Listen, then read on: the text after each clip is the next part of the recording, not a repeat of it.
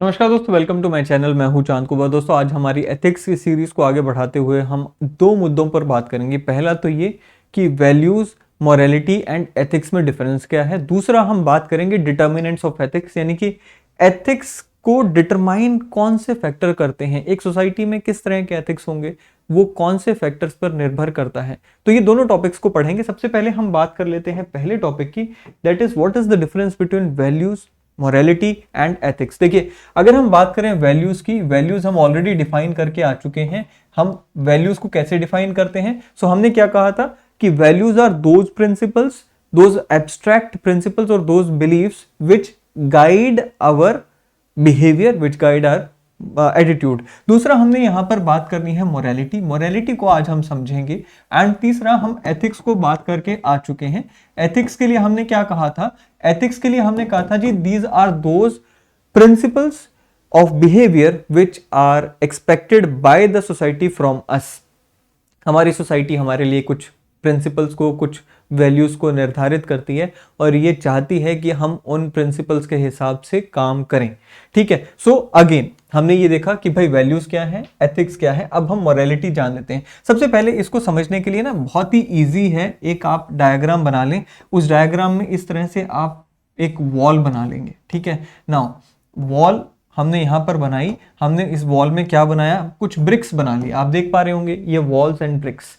अब ये ब्रिक्स या जो ईंटें आपको दिख रही हैं, इसमें मैंने लिखा, एक ब्रिक में मैंने लिखा ऑनेस्टी, दूसरे में मैंने लिखा डिसिप्लिन, राइट।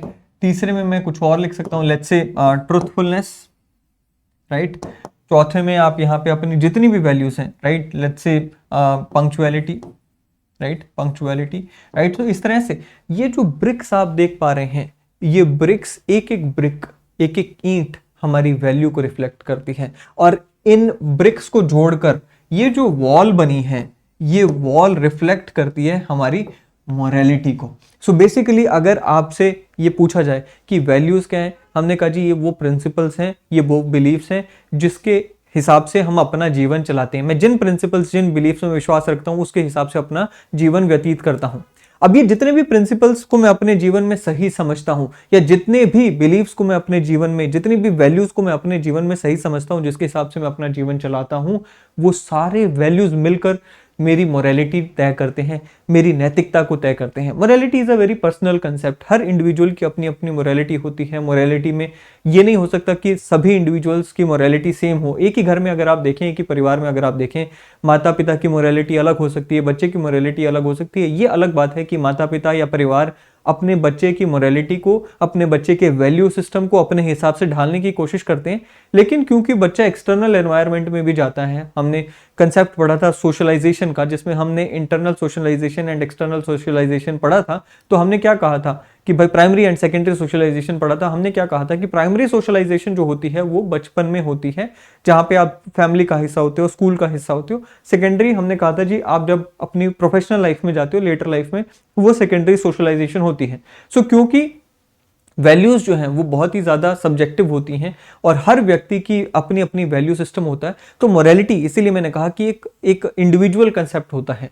मोरालिटी इंडिविजुअल की होती है और उसमें हमने वेरिएशंस कहा कि देखने को मिल सकती हैं। अब एक चीज को और हमने समझना है, वो ये कि हमने कल वाली वीडियो में डिस्कस किया था शायद, जिसमें हमने कहा था कि भाई वैल्यूज जो है, परसों वाली वीडियो में हमने डिस्कस किया था कि वैल्यूज पॉजिटिव एंड नेगेटिव दोनों हो सकती हैं। पॉजिटिव वैल्यूज कैसे? Honesty, truthfulness etcetera.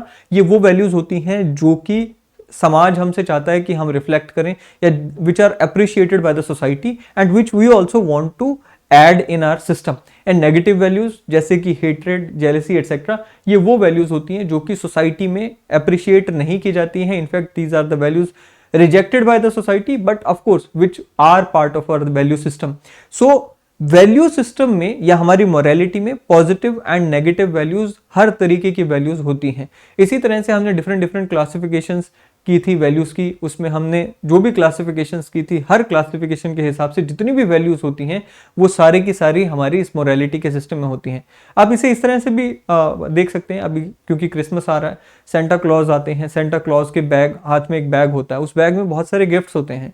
अब वो जो गिफ्ट्स हैं, एक एक गिफ्ट को आप एक एक वैल्यू के हिसाब से देख सकते हैं। और वो जो बैग होता है जिसमें वो सारे गिफ्ट्स होते हैं, उस बैग को आप बैग ऑफ मोरालिटी कह सकते हैं। तो हर व्यक्ति अपना वो बैग ऑफ मोरालिटी लेकर चलता है जो कि उसके बिहेवियर में रिफ्लेक्ट होता है, और वो जो बिहेवियर होता है जिसके थ्रू हम अपनी वैल्यूज को रिफ्लेक्ट करते हैं, हमने कल ही पढ़ा था, उसे हम क्या कहते हैं, उसे हम नॉर्म्स कहते हैं। चलिए, सो वैल्यू एंड मोरालिटी, अब हमने क्या कहा जी, वैल्यू मिलकर मोरालिटी बनाती है, और हमने क्या कहा कि मोरालिटी जो है वो एक इंडिविजुअल का कंसेप्ट होता है, राइट। लेकिन अब हमें ये भी देखने को मिलता है कि हमें सोशल मोरालिटी का वर्ड भी देखने को मिल जाता है, या मोरालिटी ऑफ द सोसाइटी देखने को मिल जाता है। जब हम मोरालिटी ऑफ द सोसाइटी की बात कर रहे होते हैं, सो बेसिकली तब हम एथिक्स की बात कर रहे होते हैं, क्योंकि एथिक्स है क्या, एथिक्स सोशल लेवल पे या सोसाइटी के लेवल पे होता है। ये वो वैल्यूज हैं जो कि एक सोसाइटी कैरी करती है, या फिर यूं कहें कि ये वो वैल्यूज हैं जो कि सोसाइटी चाहती है कि उस सोसाइटी के जितने भी मेंबर्स हैं वो सब रिफ्लेक्ट करें। एथिक्स को बहुत ज़्यादा डिटेल में मैं अपनी पहली वाली वीडियोस में जाकर बताकर आया हूं, सो आप वहां पर इसको जाकर और डिटेल में समझ सकते हैं। बस यहां पर रिलेशनशिप को समझना है कि वैल्यूज जो होती हैं वो अगेन एक इंडिविजुअल की होती है, राइट, एंड वही वैल्यूज को जब हम जोड़कर चलते हैं तो वो हमारी एक इंडिविजुअल की मोरालिटी बन जाती है। अब वैल्यू जब सोसाइटी के कंटेक्स्ट में बात करते हैं तो a group of values which society expect us to follow, which society wants the members of society to follow, वो सभी ग्रुप ऑफ वैल्यूज मिलाकर क्या बन जाते हैं, एथिक्स बन जाते हैं। ये इन तीनों में रिलेशन हमें देखने को मिलता है। चलिए अब हम बात करते हैं हमारे दूसरे टॉपिक की। दूसरा टॉपिक क्या है, दूसरा टॉपिक है जी डिटर्मिनेंट्स ऑफ एथिक्स, यानी कि हमारा जो एथिक्स होते हैं उसको क्या क्या चीजें डिटरमाइन करती हैं, कौन से ऐसे फैक्टर्स हैं जिसके बेसिस पर एक सोसाइटी में एथिक्स का जन्म होता है। फॉर एग्जाम्पल अगर हम बात करें वेस्टर्न सोसाइटी की, अगर हम बात करें इंडियन सोसाइटी की, तो वेस्टर्न सोसाइटी में एंड इंडियन सोसाइटी में बहुत ज़्यादा डिफरेंस हमें कई जगह पर देखने को मिलता है। या अगर हम बात करें हमारे कुछ कोल्ड रीजन्स की, राइट, जैसे कि अंटार्कटिका की बात करें या फिर यूरोप की बात करें, वहां पर हमें देखने को मिला कि value of non vegetarianism is very common. India में अगर हम बात करें वो वैल्यू ऑफ वेजिटेरियनिज्म को ज़्यादा तवज्जो दी जाती है, राइट। इसी तरह से अगर हम बात करें और बहुत सारे ऐसे केसेस हमें देखने को मिलते हैं जहाँ पे डिफरेंस आ जाता है, जैसे कि टाइम के साथ डिफरेंस आ जाता है, जैसे स्पेस के साथ डिफरेंस आ जाता है। सो कौन से ऐसे फैक्टर्स हैं बेसिकली जो डिटरमाइन करते हैं कि एक सोसाइटी के एथिक्स कैसे होंगे, वो हम यहाँ पर पढ़ेंगे। सबसे पहले हम वो फैक्टर्स को देख लेते हैं, फिर एक एक करके उनको पढ़ लेंगे। सबसे पहला फैक्टर आ जाता है जी ज्योग्राफी, दूसरा आता है डेमोग्राफिक फैक्टर्स, तीसरा आ जाता है रिलीजियस फैक्टर्स, चौथा आता है पॉलिटिकल फैक्टर्स एंड पांचवा आता है इकोनॉमिक फैक्टर्स। सबसे पहला ज्योग्राफिकल फैक्टर्स। ज्योग्राफिकल फैक्टर्स का मैंने अभी एक उदाहरण लिया कि भाई ऐसे, क्योंकि अब देखिए ज्योग्राफी के बेसिस पे तो हिस्ट्री भी डिफाइन होती है, ज्योग्राफी के बेसिस पे इकोनॉमी भी डिफाइन होती है। जिस देश की जैसी ज्योग्राफी, उस ज्योग्राफी का इम्पैक्ट इकोनॉमी पे भी बहुत बड़ा पड़ता है, हिस्ट्री पे भी पड़ता है, कल्चर पे भी पड़ता है। तो ऑफकोर्स वैल्यूज क्योंकि कल्चर का पार्ट होती है तो उस पर भी जाता है। अब कौन से देश में कैसी ज्योग्राफी है उसके बेसिस पे ही वहाँ का खान पान होगा, उसके बेसिस पे ही वहाँ का लोगों का रहन सहन होगा। सो वही फैक्टर हमें यहाँ पर देखने को मिलते हैं। सो अवेलेबिलिटी ऑफ नेचुरल रिसोर्सेज पहला फैक्टर आ जाता है। On the basis of availability of natural resources हमें देखने को मिलता है कि value of vegetarianism, value of non vegetarianism को हमें डिफरेंस देखने को मिलता है। मैंने अभी एग्जाम्पल लिया, यूरोप में नॉन वेजिटेरियनिज्म को ज़्यादा तवज्जो है। क्यों? क्योंकि वहाँ पर non vegetarianism according to geography ज़्यादा है एंड फूड वहाँ पे अवेलेबिलिटी ज़्यादा है, वेज फूड की अवेलेबिलिटी उतनी ज़्यादा नहीं है। इसी तरह से value of alcoholism and non alcoholism, अगर आप यूरोपियन कंट्रीज में चले जाएं वहाँ पर एल्कोहलिज्म बहुत ज़्यादा है। क्यों? क्योंकि ठंडे इलाके हैं, वहाँ पर एल्कोहल को as a part of the routine वहाँ पे कंज्यूम किया जाता है। It is not considered bad, क्योंकि वो ज़रूरी है आपकी बॉडी के लिए, आपके मेटाबॉलिज्म को स्ट्रॉन्ग करने के लिए उस कंडीशन में। अगर इंडिया की बात करें, इंडिया में क्योंकि हमारी conditions are not suitable to consume a lot of alcohol, so हमारी कंडीशन इस तरह से है, हमारी ज्योग्राफी उस तरह से, so that is why we don't promote this value. फिर क्लाइमेटोलॉजिकल फैक्टर्स आ जाते हैं, जैसे मैंने अभी आपको कहा कि क्लाइमेट, अगेन एल्कोहल का एग्जाम्पल इसमें यूज हो सकता है जहां पे, या फिर कपड़ों का एग्जाम्पल हम इसमें यूज कर सकते हैं।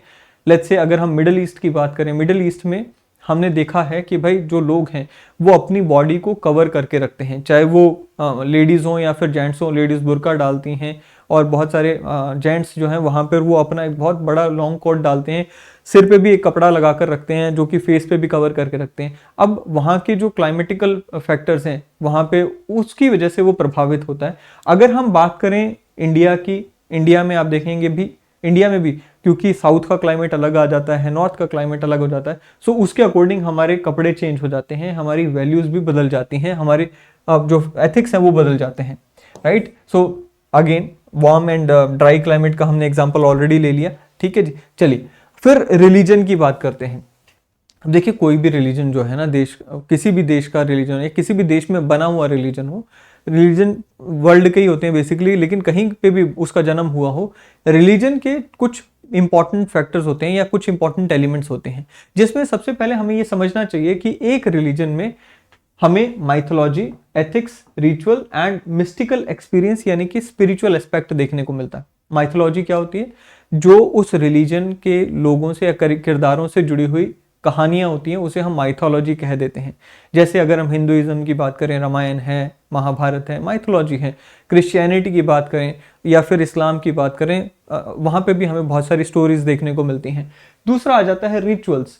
अब रिचुअल्स क्या होते हैं? जो हमारे रीति रिवाज होते हैं, जो हमारे अनुष्ठान होते हैं उस धर्म से जुड़े हुए।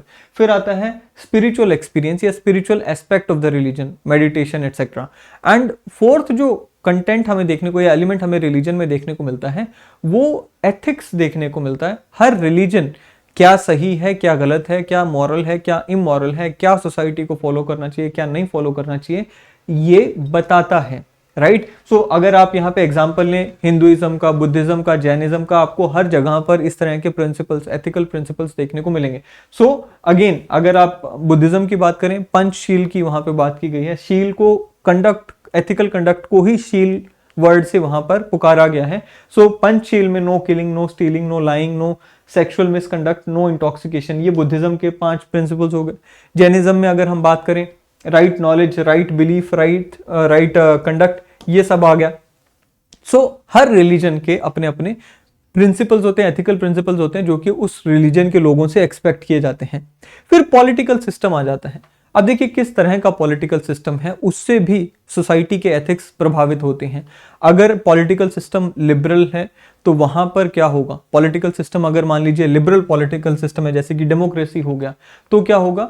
उस पॉलिटिकल सिस्टम में लिबर्टी की वैल्यू को तवज्जो दी जाएगी, फ्रीडम को तवज्जो दी जाएगी, राइट। इसी तरह से वहां पर लोगों में freedom of speech and expression हो गया या बाकी सारे हो गया, पार्टिसिपेटिव गवर्नेंस को फ्रीडम तवज्जो दी जाएगी।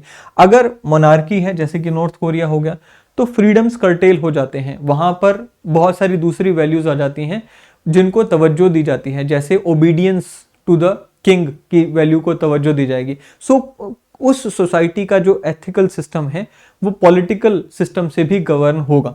फिर आ जाता है जी इकोनॉमिकल सिस्टम। इकोनॉमिकल सिस्टम यानी कि सोसाइटी में इकोनॉमिकल सिस्टम क्या है? कैपिटलिज्म है या सोशलिज्म है या कम्युनिज्म है, उसके बेसिस पर भी डिफाइन होता है या डिपेंड करता है कि सोसाइटी में किस तरह का एथिकल सिस्टम होगा। सो अगर हम बात करें कैपिटलिज्म की, अब क्योंकि कैपिटलिज्म में हमेशा से लिबर्टी की वैल्यू को तवज्जो दी जाती है, लेसेज फेयर स्टेट को तवज्जो दी गई, इंडिविजुअलिज्म को वहाँ पे तवज्जो दी जाती है। अब देखिए जितनी भी कैपिटलिस्ट सोसाइटीज़ हैं वहाँ पर इंडिविजुअलिज्म की वैल्यू जो है वो सबसे ज़्यादा प्रचलित है। अगर हम यूएसए की बात करें या यूरोप की बात करें, वहाँ हमें देखने को मिलता है कि बच्चा जैसे ही 18 वर्ष का हुआ वो घर से बाहर निकल जाता है, वो अपने लिए खुद के ऊपर फोकस करता है और खुद ही के लिए वो काम करता है। पेरेंट्स का इतना ज़्यादा रोल नहीं रह जाता। इंडिविजुअलिज्म, कंपटीशन की वैल्यू सबसे ज़्यादा हमें कैपिटलिज्म में देखने को मिलती है। अगेन एडम स्मिथ ने कहा था कि इनविजिबल हैंड्स का कंसेप्ट दिया था, वो इनविजिबल हैंड बेसिकली है क्या? Competition, right. सो ये वैल्यूज हमारे सिस्टम का हिस्सा बन जाती हैं। सोशलिज्म में अगर हम बात करें, कलेक्टिविज्म आ गया, राइट, कोलैबोरेशन आ गया, इस तरह की वैल्यूज को प्रमोट किया जाता है। सो economic system also helps us define कि उस सोसाइटी के क्या एथिक्स होंगे, किसे एथिकल समझा जाएगा, किसे नहीं समझा जाएगा। फिर डेमोग्राफिक फैक्टर ऑल्सो डिफाइन की सोसाइटी के किस तरह के एथिक्स होंगे, राइट। डेमोग्राफिक फैक्टर्स में कैसे? फॉर एग्जांपल कुछ ऐसे देश होते हैं जहां पर पॉपुलेशन इज वेरी लेस, ऐसी सोसाइटीज होती हैं जहां पे पॉपुलेशन इज वेरी लेस, वहां पर उनको प्रमोट किया जाता है that you should give birth to more children, right. And वहां पर मल्टीपल मैरिज का भी कंसेप्ट हमें कुछ सोसाइटीज में देखने को मिलता है, right. So sex ratio decide करती है कि भाई कौन सी एक्सेप्टेबल फॉर्म ऑफ मैरिज होगी। अगर रेशो इज गुड, अगर सेक्स रेशो बहुत ज़्यादा हाई है, महिलाएं ज़्यादा हैं पुरुष कम है, तो वहाँ पर मल्टीपल मैरिज या पॉलीगैमी का कंसेप्ट आ जाएगा। अगर लेट्स से महिलाएं कम हैं, पुरुष ज़्यादा हैं, मोनोगेमी का कंसेप्ट हमें देखने को मिलता है बहुत सारी सोसाइटी, इनफैक्ट आज की डेट में तो मोस्ट ऑफ द सोसाइटीज़ में मोनोगेमी को प्रमोट किया जाता है, but then again it depends on the demographic factors of the society, right. So ये सारे जो फैक्टर्स हैं दोस्तों, ये सारे फैक्टर्स के बेसिस पे डिपेंड करता है कि एक सोसाइटी के एथिक्स किस तरह के होंगे। आप इसमें अपनी तरफ से एग्जाम्पल्स को और ऐड करें, मैं आपसे ये चाहूँगा कि आप इनके ऊपर और रिसर्च करें और मोर फैक्टर्स को इसमें अपने दिमाग में सोचकर लिखें। कमेंट सेक्शन में भी ज़रूर लिखिएगा अगर आपको इसमें कुछ एग्जाम्पल समझ आते हो। अगले सेशन में फिर एक बार मुलाकात होगी। Till then thank you and have a great day ahead. Thank you.